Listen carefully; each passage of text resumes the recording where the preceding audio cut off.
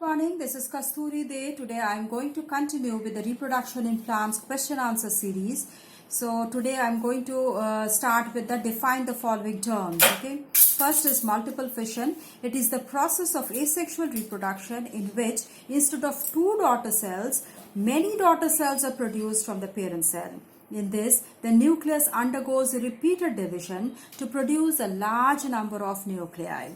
Okay, actually what happens, this happens during unfavorable condition when a cyst develops around the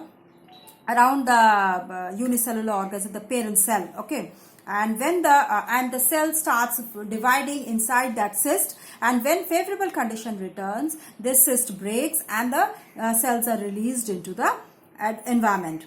Okay, for example, chlorella, chlamydomonas, etc. So it's a process of asexual reproduction in which a cyst is formed around the unicellular organism during unfavorable conditions where the cell divides into a large number of cells along with its nuclei to produce a number of daughter cells which are released when favorable conditions return. That is, First point is it's a process of asexual reproduction. Second is in which a cyst is formed around a unicellular organism. Third is during unfavorable conditions. Fourth point is where the cell divides into a large number of cells along with its nuclei. Fifth is to produce a number of daughter cells which are released during when the favorable conditions return. Okay. Next is budding. Budding is a type of asexual reproduction in which a new organism is formed from an outgrowth or bud from an existing organism. That is an outgrowth which comes out of the parent organism, and from in which that this bud develops into a new organisms which remain attached to the parent organism till it gets matured. And when it after maturity, this separates out from the parent and it remains as an individual. Okay, new individual. For example, hydra, yeast, etc. Then gynoecium. Gynoecium is a female reproductive part of a flower. Which carries the female gamete, that is the ovules, within an ovary. Okay, which consists of stigma, style, and ovary. It's also called carpel or pistil. Okay. Next is vegetative propagation. Vegetative propagation is a type of asexual reproduction in which some flowering plants where a new plant can arise. In some flowering plants where new plant can arise from the vegetative part of that plant. Okay, such as root, stem, or leaf without the help of any reproductive organ. Okay. Vegetative propagation is over. Then we come to self-pollination. Self-pollination is the transfer of pollen grains from the anther of a flower to the stigma of the same flower, or sometimes to that of the flower of the same, to that of the same plant. Okay. Then cross-pollination is the transfer of pollen grains from the anther of a flower of a plant to the stigma of the flower of another plant of the same species. And fertilization is the process of fusion of the male gamete with the female gamete forming a zygote. Then germination is a process by which a dormant embryo becomes active and grows into a new plant. Okay. Next is differentiation, difference between. Next question, that is asexual reproduction and sexual reproduction. This is the first difference between. Okay. So first one, asexual reproduction and sexual reproduction. Asexual reproduction involves only one parent, wherein sexual reproduction, two parents are involved. Asexual reproduction, new generation is totally identical, a true copy of the parent, whereas in sexual reproduction, new generation is similar to its parent, not totally identical, it's not totally identical. Okay. Asexual reproduction, process of gamete formation, fertilization is absent. Okay, gamete formation and fertilization, there is no gamete formation or fertilization in case of asexual reproduction. But in case of sexual reproduction, gametes are also formed and fertilization of the gametes give rise to zygote. Okay, then asexual reproduction, characteristics of only one parent is inherited, but in sexual reproduction, both the parents' characteristics are inherited. Then in asexual reproduction, special organs of reproduction are not required, whereas in sexual reproduction, these special organs of reproduction are required. Example of asexual reproduction are jasmine, rose, whereas in sexual reproduction, hibiscus, coconut, etc. are examples. Then we come to binary fission and multiple fission.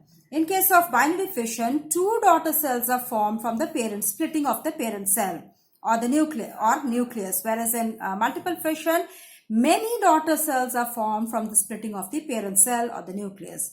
Then binary fission occurs during favorable conditions, whereas multiple fission occurs during unfavorable conditions. Then in binary fission, diversity divides only one, whereas in multiple fission divides repeatedly. Binary fission, both the nucleus and cytoplasm, they divide simultaneously, whereas in multiple fission, first the nucleus divides and is surrounded by the cytoplasm, then the cytoplasm divides, that is.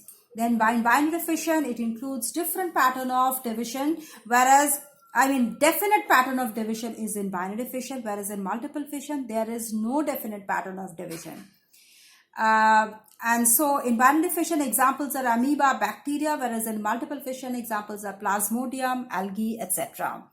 Next we come to sexual reproduction and vegetative propagation. Vegetative propagation is an example of sexual reproduction, you know that. So the differences between sexual and vegetative propagation, first is two parents are involved which give rise to different gametes. That is, one is male gamete and female gamete, which combine to form the offspring.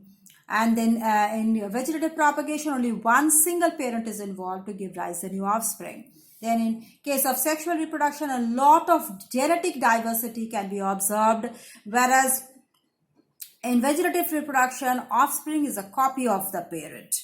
Then sexual reproduction observed in higher level of organisms, whereas in vegetative propagation observed in lower level of organisms.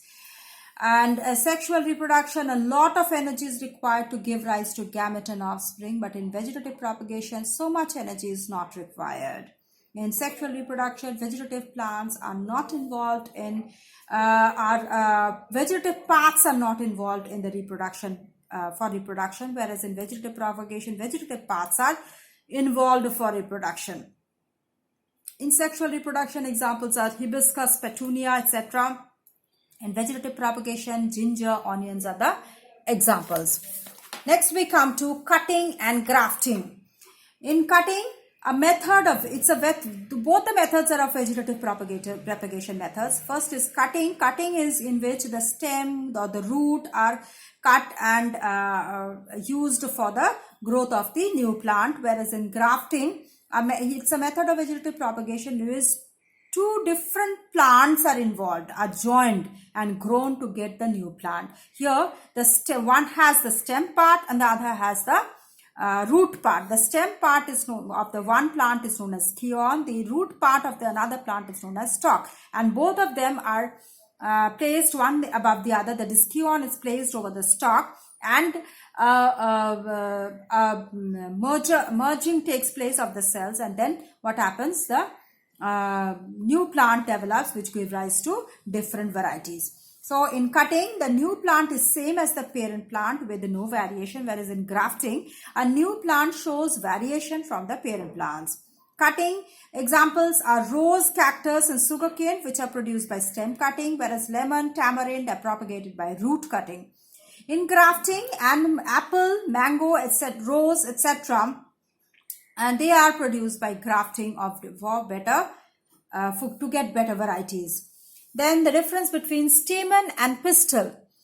Then a male reproductive organ of a flower consists of pollen containing anthers and filaments. This is the stamen. And pistil is the female reproductive organ of a flower, which consists of stigma, style and ovary. Stamen is known as androecium, pistil is known as gynoecium. Stamen occurs outside the pistil, pistil occurs at the center of the flower. Then stamen produces pollen grains, whereas pistil produces ovules. Then stamen release pollen grains to the environment during pollination, whereas pistil, stigma captures these pollen grains to carry on the fertilization. process. Okay, so let me stop here. I'll continue with the rest of the question answer series in my next video. Please go through this. If you have any doubt, please do write in the comment box, or you can also write in my email ID.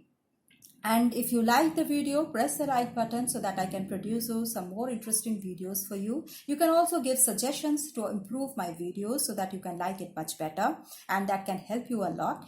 And if you are a new viewer to my channel or not subscribed yet, please do subscribe to get the notification of my next video. Thank you.